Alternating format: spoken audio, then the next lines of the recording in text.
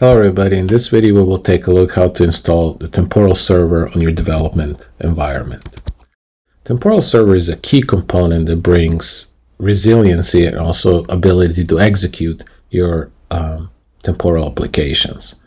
It includes things like event handling, timers, queues, storage, as well as transactional capabilities. On top of that, Temporal Server includes different services such as the Temporal Web UI and the front-end service, for example, through which all your different applications communicate to the Temporal Server.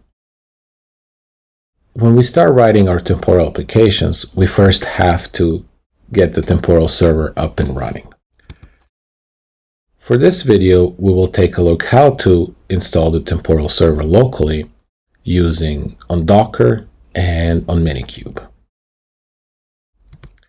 As we mentioned, this video is about setting up Temporal Server in a development environment. If you have any questions how to set it up in production, you can reference the temporal documentation. Here's the URL for that.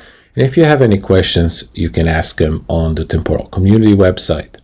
Temporal also provides a fully hosted cloud environment for Temporal Server. And if you have any questions for that, you can send us an email at product@temporal.io. So now let's take a look how to install the Temporal Server on Docker. The first step we have to do is install Docker Desktop, and here's the URL where you can go to get that done.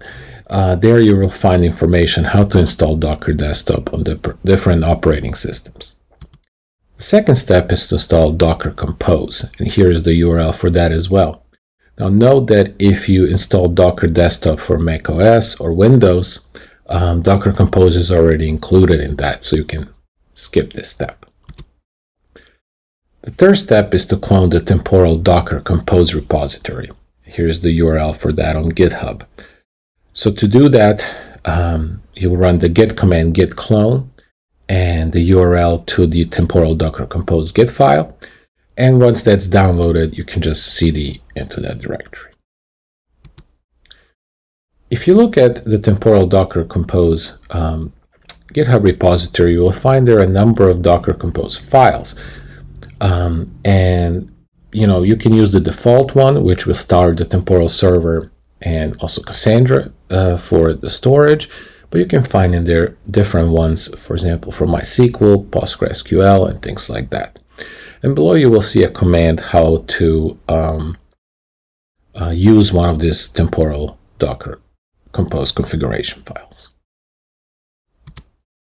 So once we ran that command, the last step is to check your setup. You can do that by, say, using the Docker container ls command, and you can see all the different temporal services up and running, or your Docker containers, and also you can access the temporal web UI on localhost 8088. So let's take a look at what that looks like. Here I am in the temporal Docker Compose directory, which I've cloned for GitHub, as we have shown in the slides. And now I'm just going to say docker-compose up. This is going to use the default temporal Docker Compose configuration.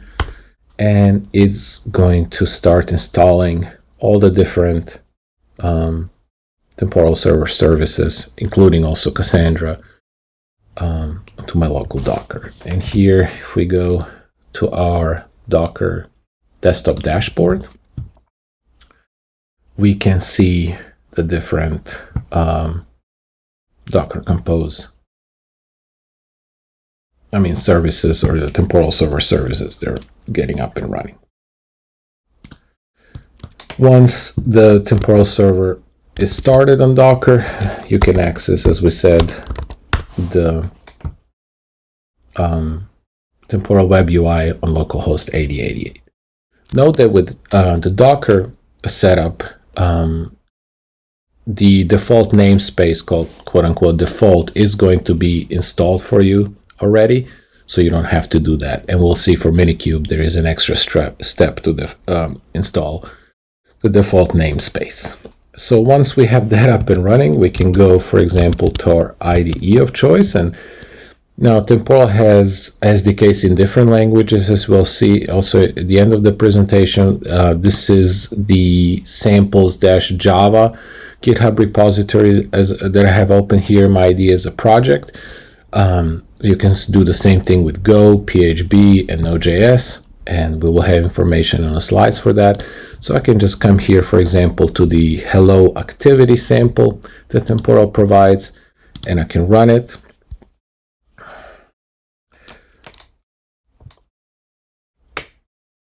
And if we start seeing here, we will see our sample running and we'll see information of our workflow on our temporal server running on Docker and through the web UI. And we'll see here our sample has completed. And here we got results, hello world. And also in our web UI, we can click on the particular run ID and see the inputs of our workflow, the outputs, which is hello world. We can also do things like see the event history for this particular workflow. All right, so that's it for that. Let's go back to our slides.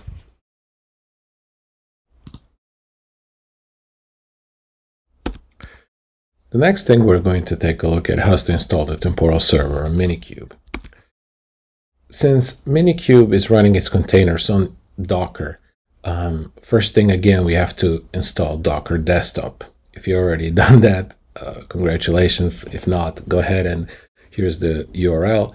And again, you can find how to install Docker Desktop on different operating systems on that page. The second thing we have to install is Minikube and kubectl, which is a CLI. So here are instructions how to do that on macOS using Homebrew or Windows. And if you're running on a different system, below you can see a URL how to install that on different operating systems as well. The next thing we want to do is install Helm version 3. And again, here are instructions how to do that on macOS using Homebrew, Windows, and more installation options URL. The next thing we have to do is similar to what we did with our Docker setup. If we want to clone the temporal Helm charts. For that, we use again git clone, and here is the URL to the temporal Helm charts repository on GitHub. Once we have done that and it's all downloaded, you can cd into the directory and execute the Helm dependencies update command to download all the different Helm dependencies that are needed in order to start using the temporal Helm charts. If you go to the temporal Helm charts repository, you will see a number of different instructions and different things you can set up with that. Here's just a minimal setup command. First, of course, make sure that Minikube is started with Minikube start. Once that is up and running, you can run the Helm install command. And here we want to install the temporal Helm charts with using Cassandra, and with we want to enable here Prometheus and Grafana and Elasticsearch. But you can pick and choose which components or services you want to install when using the Helm charts. And again, below for more installation options here or different commands that you can use, here's the URL for the temporal Helm charts repository on GitHub. Once all your pods are up and running, you can check your pods as with the kubectl CLI. So kubectl get PO, and you can see that all the different temporal server components are running.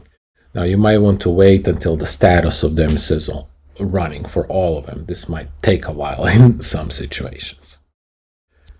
So the next step is to install the temporal CLI, also called tctl.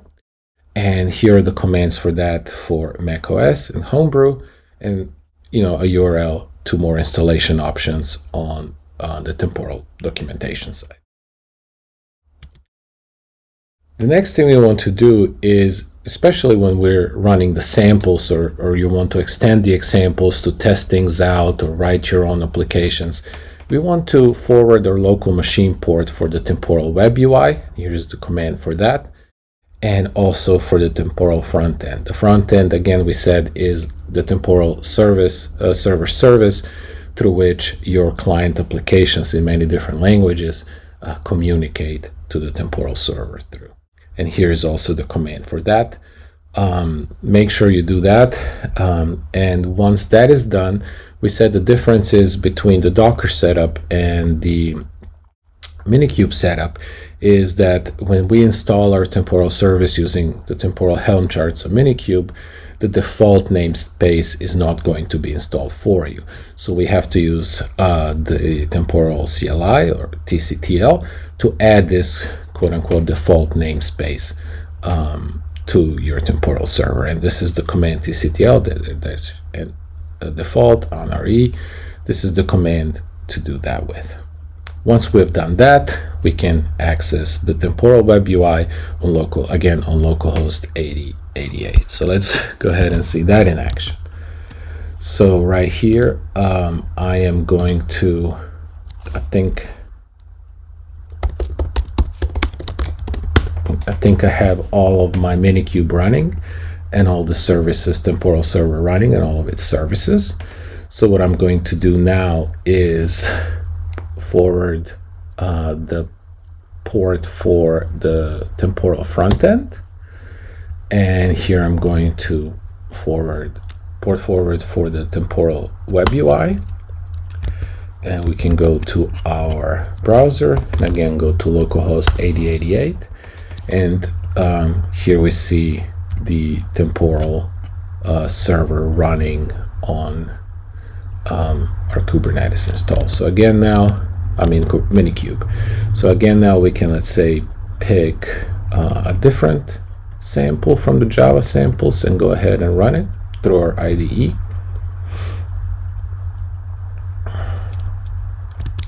And we can see here that our workflow, and in this case this is a sample they use as a child workflow, have completed. And again we can see the inputs and the results of our workflow execution. We can look at the history as well.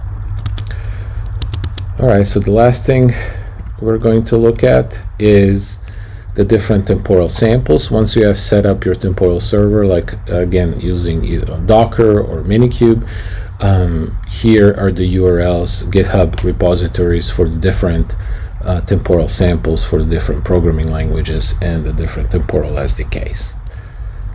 All right, thank you very much, and I hope you enjoyed this. Bye.